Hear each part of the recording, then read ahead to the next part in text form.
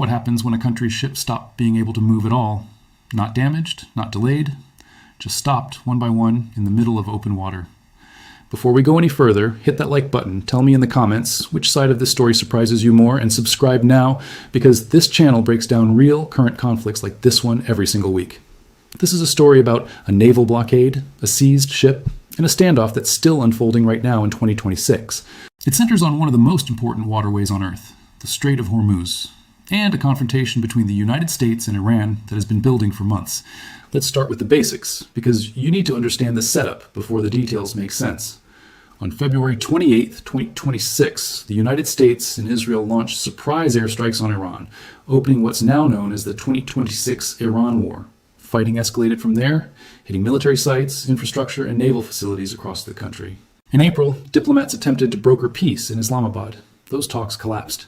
And when they did, the United States didn't just tighten sanctions or issue new warnings. It did something far more direct. On April 13, 2026, the United States imposed a full naval blockade on Iran. The order was simple in its wording and enormous in its consequences. American forces would intercept any vessel attempting to enter or leave Iranian ports. This wasn't a symbolic gesture or a diplomatic threat sitting on paper. It was enforced immediately, with real ships, real aircraft, and real consequences for any vessel that tried to test it. To understand why this mattered so much, you need to understand what the Strait of Hormuz actually is. Before this war began, roughly a quarter of the world's seaborne oil trade and about a fifth of the world's liquefied natural gas passed through that narrow channel. At its tightest point, it squeezes down to just a few dozen kilometers wide. Whoever controls movement through that space effectively holds leverage over a huge share of global energy supply. For years, Iran had used its position along that strait as one of its most powerful strategic cards, repeatedly threatening to close it whenever tensions rose. This time, something different happened. Instead of Iran closing the strait to pressure the world, the United States closed it to pressure Iran. That reversal is worth sitting with for a second, because it flips a dynamic that had defined this region for decades. Every time there was friction between Iran and the West, the conversation usually centered on what Iran might do to the strait, how it might threaten tankers, how it might hold global oil supply hostage to protect its own interests. This blockade turned that entire logic around. Suddenly, the question wasn't what Iran could do to the world's shipping. It was what the world's most powerful navy could do to Iran's. It's worth appreciating just how unusual this kind of move actually is in modern warfare. Full naval blockades against a nation-state are rare in the 21st century. They require enormous sustained military commitment, constant surveillance across huge stretches of ocean, and a willingness to use force repeatedly over an extended period, rather than in a single dramatic strike. Announcing a blockade is easy. Enforcing one, day after day, week after week, against a country that has spent years building ways to evade exactly this kind of pressure, is an entirely different challenge. That's exactly why what happened over the following weeks became such a significant test of American resolve and capability in the region. Just 6 days after the blockade began, the confrontation produced its first major flashpoint. In the early hours of April 19th, the United States Navy seized an Iranian-flagged container ship called the Tuska. The operation involved the 31st Marine Expeditionary Unit working alongside the destroyer USS Spruance. According to the U.S. Central Command, the Tuska was hit after it refused orders to withdraw from its planned passage through the strait. Iran's government responded immediately, calling the seizure an act of piracy. The United States called it enforcement of the blockade. The Tuska became the first non-military Iranian vessel confirmed to have been hit by American forces since the war began. The timing made the moment even more striking. The seizure happened just hours before Washington was due to send negotiators to Pakistan for another round of talks meant to end the war. A ship gets seized in the Gulf of Oman, and hours later, diplomats from both sides are supposed to sit down at the same table. That kind of contrast tells you a lot about how fractured and unpredictable this conflict has become. Military escalation and diplomatic outreach were happening almost simultaneously, sometimes within the same news cycle, which made it genuinely difficult for outside observers to tell whether the two sides were actually moving toward peace or simply performing the motions of diplomacy while continuing to escalate on the water. Iran's response to the Tuska seizure came quickly, and it followed a pattern that would repeat throughout this entire standoff. Rather than striking back directly against American naval forces, which would risk a level of retaliation Iran's military likely couldn't sustain, Iranian forces turned to a different kind of leverage. Within days, Iran's military warned it would respond, and the broader tension around the strait intensified. No tankers passed through Hormuz at all on the day following the seizure, according to tracking data at the time. a sign of just how quickly commercial shipping companies pulled back the moment real force entered the equation. If you're starting to see how tense this situation really is, stick around, because the blockade didn't stop with a single ship. What came next reshaped the entire standoff, and we're only getting started. In the weeks that followed the Tauska seizure, the blockade kept tightening. According to tracking compiled from CENTCOM statements and independent maritime data, U.S. forces have intercepted somewhere around 85 vessels attempting to move through Iranian waters since the blockade began, with 3 ships seized outright. Independent tracking suggests only a small number of attempted transits, roughly 2 dozen, actually made it through without being stopped. Think about what that ratio actually means. For every handful of ships that successfully got through, dozens more were intercepted, disabled, or turned back. The tactics used against these vessels reveal something important about how modern naval enforcement actually works. This wasn't about sinking ships outright. In early May, U.S. Navy aircraft launched from the USS Abraham Lincoln disabled an Iranian-flagged oil tanker called the Hasna by firing rounds from a 20mm cannon directly at its rudder, after the crew failed to comply with repeated warnings. U.S. Central Command stated clearly that forces observed the Hasna transiting toward the Gulf of Oman and issued multiple warnings before taking any action at all. Around the same time, U.S. forces disabled 2 additional Iranian tankers for violating the blockade. In each case, the goal wasn't destruction. It was disabling the ship just enough to stop its movement while keeping the vessel, its crew, and its cargo largely intact for boarding and inspection. That distinction matters. A warship that wanted to simply destroy every violator could do so easily.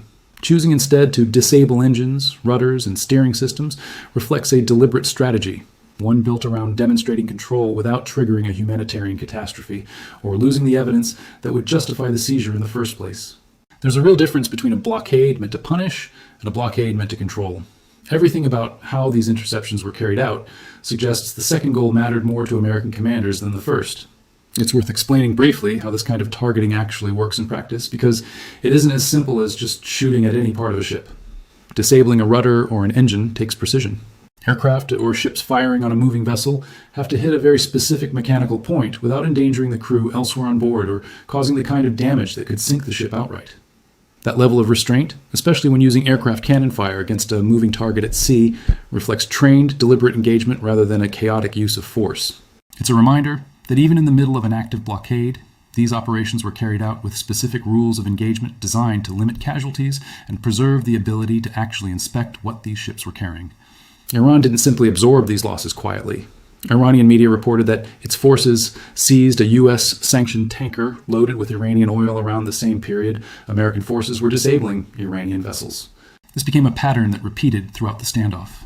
The United States would intercept a ship trying to breach the blockade from Iran's side, and Iran would respond by seizing an unrelated commercial vessel elsewhere, using it as leverage in a conflict where direct military retaliation against American warships would risk an escalation Iran currently can't afford.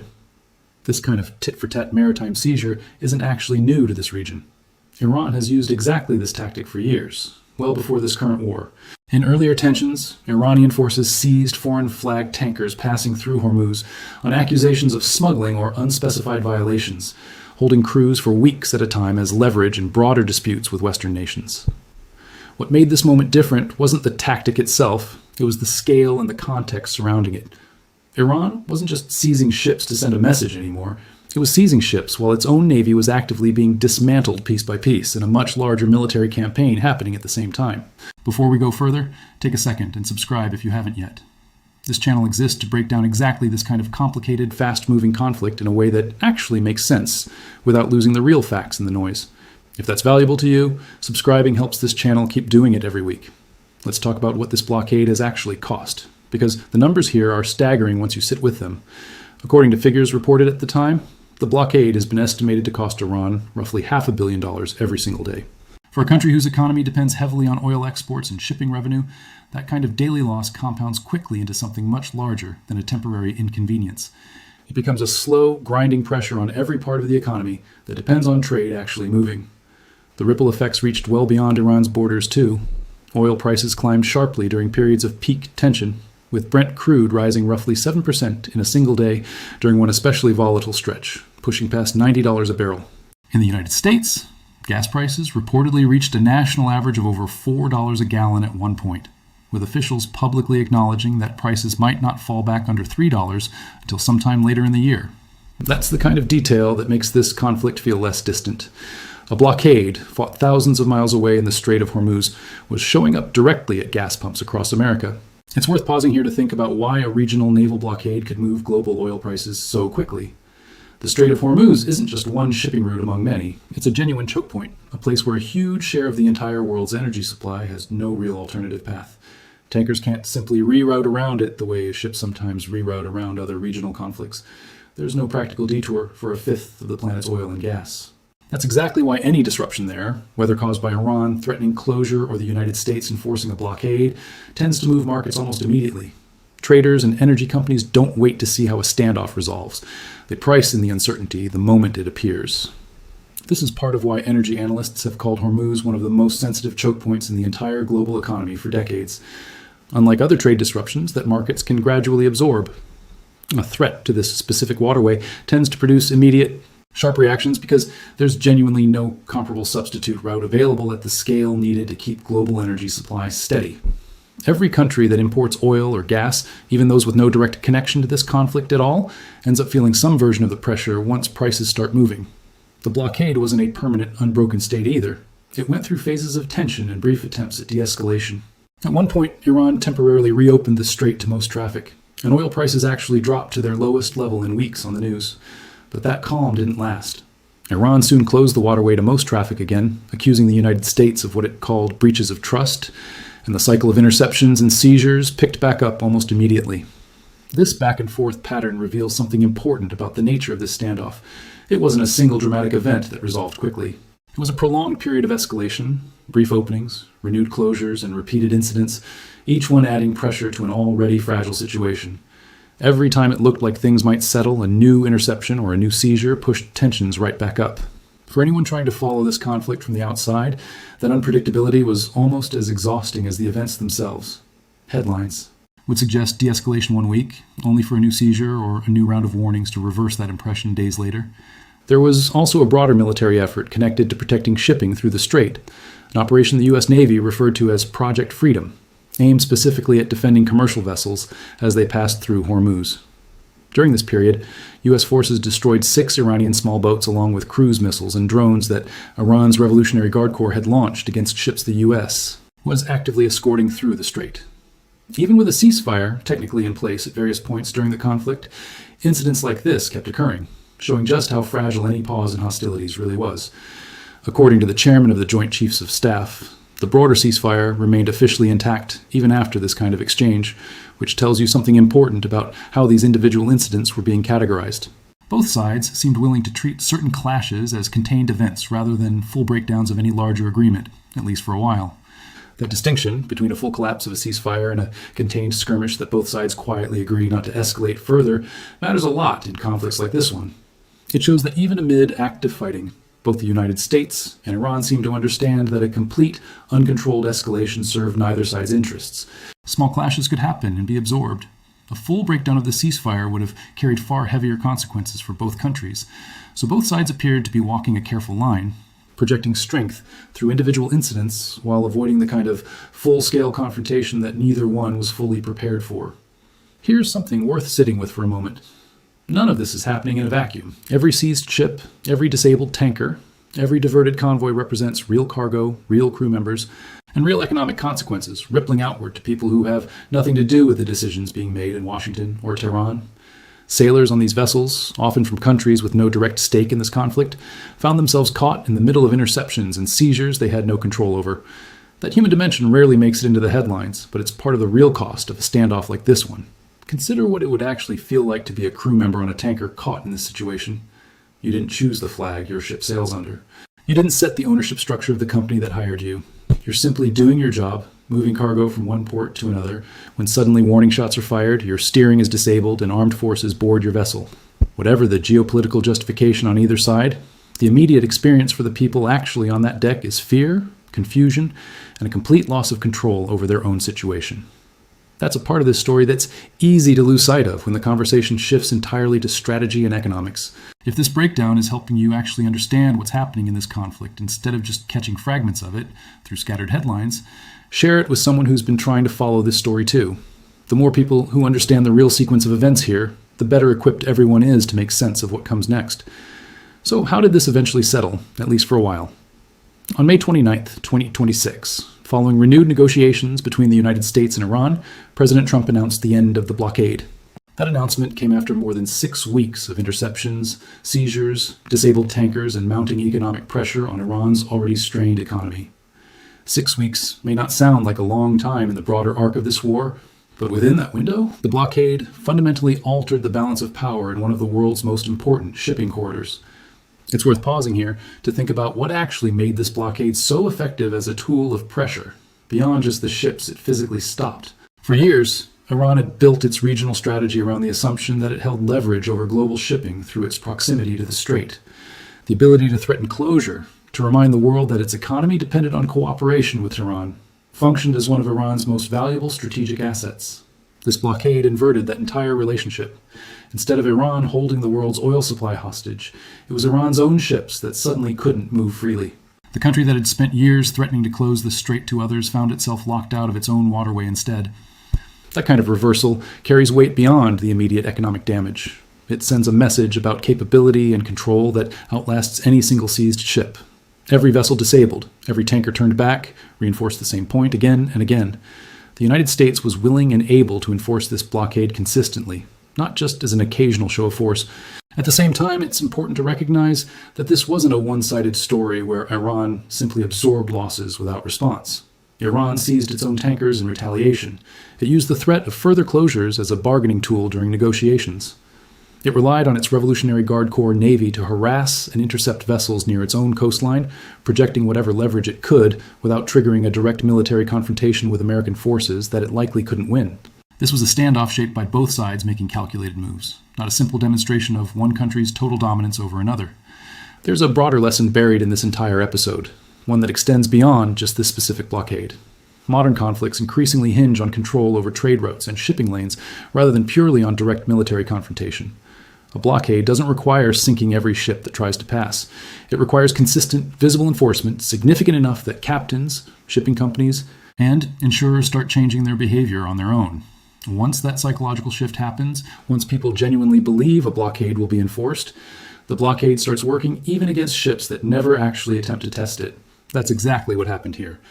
As word spread about disabled tankers and seized vessels, insurers grew increasingly reluctant to cover ships attempting the crossing.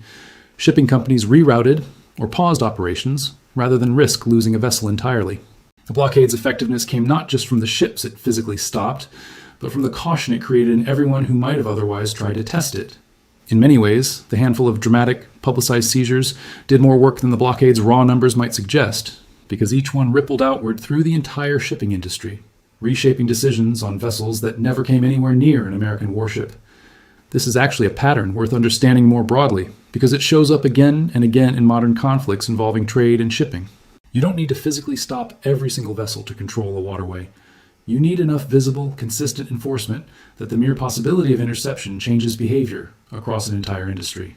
Fear of consequence, once it's credible, becomes almost as powerful a tool as the consequence itself. For the people living through this conflict, both in Iran and in the countries whose economies felt the ripple effects through rising oil and gas prices, this wasn't an abstract geopolitical chess match.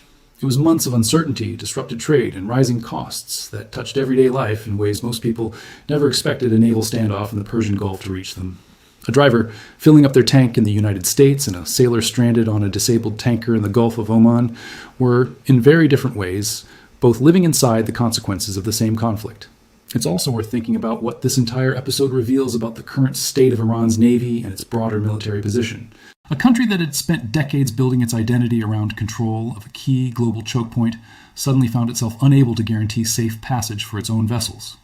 That's not just an economic setback. It's a real blow to the credibility of a strategy Iran had relied on for generations. Every disabled tanker and every seized ship chipped away, publicly and repeatedly, at the assumption that Iran still controlled what happened in its own waters. There's a deeper strategic point buried in all of this, too. Deterrence, at its core, depends on credibility. Iran's long-standing threat to close the strait only worked as leverage as long as the rest of the world believed Iran could actually follow through on it, and as long as Iran believed the cost of doing so would be too high for anyone else to challenge directly. Once the United States demonstrated a sustained willingness to blockade Iran's own coastline instead, that entire foundation of credibility started to erode. It's much harder to threaten to close a waterway convincingly when your own ships can't reliably move through it themselves. Wars fought over shipping lanes and trade routes rarely get the same dramatic coverage as direct battles or airstrikes. But in many ways, they can be just as consequential, if not more so, because they touch nearly everyone, whether they're aware of it or not. A blockade doesn't need explosions to make headlines every day to be effective. It just needs to keep working, quietly, day after day, until the pressure becomes too much to ignore. This standoff over the Strait of Hormuz showed exactly how that kind of pressure plays out in real time. A country that had spent years treating control of the world's oil supply as its ultimate bargaining chip found that same leverage turned against it, methodically and consistently, until it had little choice but to come back to the table. Whether the peace that followed holds, or whether tensions in this region flare up again, remains an open question, one that continues to shape headlines even now. There's also a longer-term question hanging over all of this, one that goes beyond just this specific blockade and this specific war. If a determined naval power can effectively neutralize a country's control over its own coastal waters through consistent enforcement rather than outright invasion, that's a strategic lesson other nations around the world are almost certainly absorbing right now. Choke points like Hormuz exist in other parts of the world too, and the methods used to enforce this blockade, disabling rather than destroying, demonstrating consistent willingness to act rather than relying purely on threats, are the kind of playbook that tends to get studied and adapted elsewhere. Every naval planner watching this conflict unfold in dozens of countries around the world is likely asking the same set of questions right now. How much sustained pressure does it actually take to neutralize a country's control over its own coastline? How quickly does economic damage translate into political willingness to negotiate? And what does it mean for any nation whose entire regional strategy depends on controlling a similar choke point, when the tools used against Iran in this conflict could, in theory, be adapted and used again elsewhere?